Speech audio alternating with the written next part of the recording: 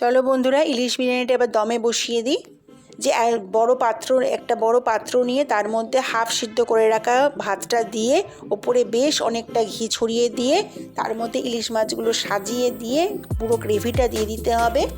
এর উপরে সিদ্ধ করে ভেজে রাখা আলু, খানিকটা বেরেস্তা এবং ভেজানো জাফরান জল দিয়ে দিতে হবে। তার উপরে বাকি ভাতটা, তার উপরে এবার কেওড়া জল যতটা নেবে তার হাফ গোলাপ জল নেবে, মিঠা আতর, আবার বেরেস্তা দেবে, আবার জাফরান জলটা যেটা বাকি আছে সেটা দিয়ে দেবে।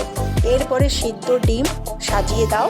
এটা অপশনাল, এটা তোমরা নাও দিতে পারো। এই অবস্থায় একটা চাটু ভালো করে গরম করে নিয়ে তার উপরে পাত্রটা বসিয়ে এটা ভালো করে আটা মেখে মুখটা বন্ধ করে দিয়ে আধ ঘন্টা দমে বসাবে, গ্যাসটা আস্তে করে দিয়ে। তারপরে তৈরি হয়ে যাবে মজাদার ইলিশ বিরিয়ানি।